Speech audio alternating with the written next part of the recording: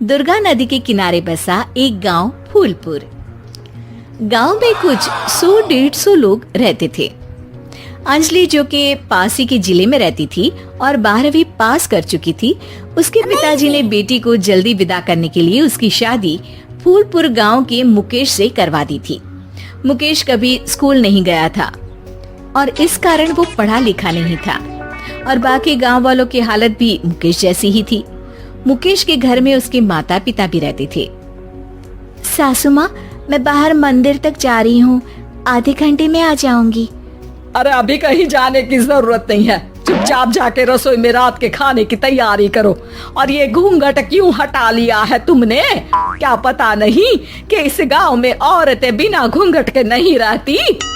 रात में अंजलि छत पर जाकर अपनी मम्मी से बात कर रही होती है।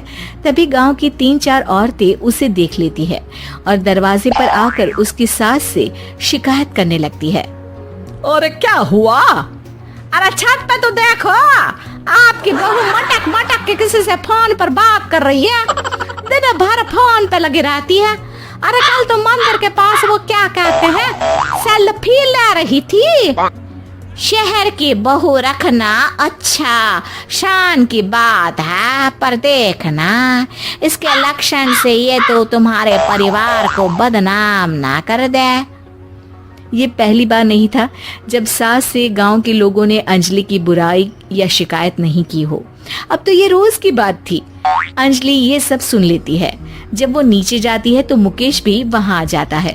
सास कहती है, बेटा, लोग घर आकर शिकायत करने लगे हैं बहू के कामों की। देख लो, पति हो, संयम से रखो इसे। माँ जी, मैं तो अपनी माँ से बात कर रही थी क्योंकि यहाँ कोई बात करने लायक ही नहीं है और अब मैं माँ के पास ही रहूंगी। वहाँ क्या रहना, वहाँ बाहर के लोग तो ठीक है पर घर के लोग भी इज्जत ना दे सके। अरे नहीं नहीं अंजलि, ऐसा नहीं है, धीरे धीरे सब ठीक हो जाएगा, तुम फिक्र ना करो। अरे बस कुछ बोलना ही नहीं है, सर पे चढ़ा रखा है बहू को। सास मुकेश की नरम बात सुन के वहाँ से मुंह चढ़ाकर चली जाती है। मैं तो कहती हूँ हम दोनों शहर चले जाते हैं। मैं पढ़ी लिखी हूँ, मुझे वहाँ नौकरी भी मिल जाएगी और थोड़े दिनों में आप भी वहाँ कुछ काम ढूंढ लेना। अरे नहीं नहीं अंजलि, हम यहाँ ना गांव का खेत, माँ पिताजी को छोड़कर शहर नहीं जा सकते। माँ पिताजी को कैसा लगेगा और गांव वाले क्या सोचेंगे? ये कहकर मुकेश सोने चला जाता है और अंजलि की गांव वालों द्वारा बुराई का सिलसिला बहुत दिनों तक चलता ही रहता है। लेकिन अंजलि गुस्सा ना दिखाते हुए समझदारी से काम लेती है। बारिश का मौसम चालू हो जाता है। जोरदार बारिश से पूरे गांव में हाहाकार मच जाता है। दुर्गा नदी में बाढ़ आ जाती है और बाढ़ का पानी पूरे गांव की फसल तबाह कर देता है। फसल की ये हालत देखकर गांव वाले निराश हो जाते हैं और बात तो यहाँ तक पहुँच जाती है कि कुछ लोग तो अंजलि को इस सब का दोषी ठहरा देते हैं। अरे पूरी फसल तबाह हो गई, पता नहीं किसकी नजर लग गई है। अरे जब से चौधरी परिवार में ये शहर की बहू आई है ना, तब से ही गांव की शांति चली गई है। इसके कर्म कांड से माँ दुर्गा नदी भी खुश नहीं है। ये सब सुनकर बेचारी अंजलि रोते हुए अपने घर चली जाती है। कुछ दिन बाद सभी गांव वाले अपनी फसल का मुआवजा लेकर अपने अपने घर आते हैं। मुकेश भी 1500 लेकर आता है। अंजलि को जब पासबुक दिखाता है तो अंजलि हैरान हो जाती है। अरे ये पासबुक में तो उन्होंने 4000 की एंट्री करी है और आपको सिर्फ 1500 दिए। सच में? अरे वो सरकारी अफसर आपको बेवकूफ बना रहे हैं। सरकार की तरफ से हमें 4000 मिले हैं, लेकिन बाकी का सारा पैसा खुद ही खा रहे हैं। आप लोग के अनपढ़ होने का फायदा उठा रहे हैं। ये सब सुनकर मुकेश परेशान हो जाता है, लेकिन अंजलि उसे हिम्मत से काम लेने को कहती है और सुबह होते ही मुकेश को पंचायत कार्यालय ले जाती है और साथ में गांव के और लोगों को भी। आप सरकारी बाबू क्या गांव के लोगों को बेवकूफ समझते हैं? आपको क्या लगता है ये पढ़े लिखे नहीं है तो आप कुछ भी मनमानी करेंगे? ये बेचारे दिन रात इतनी मेहनत करते हैं, ये हमारे अन्नदाता हैं और आप इनके साथ ऐसा धोखा करते हैं।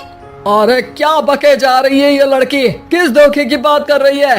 अपने कांड करके नदी माँ को नाराज करके हमारा नुकसान करके इसे चैन नहीं मिला क्या?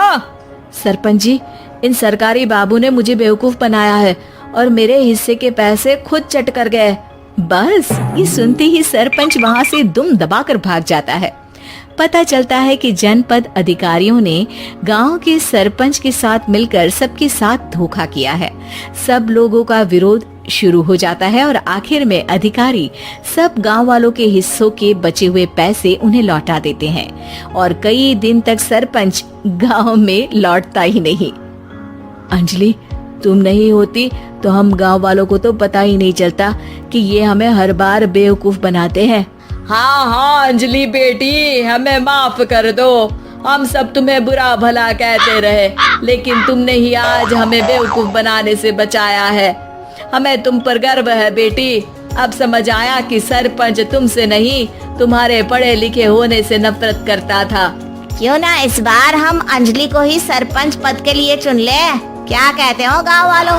पढ़ी लिखी सरपंच। बस पूरा गांव अंजलि के लिए ताली बजाता है और अंजलि की सास उसे खुशी से गले लगा लेती है।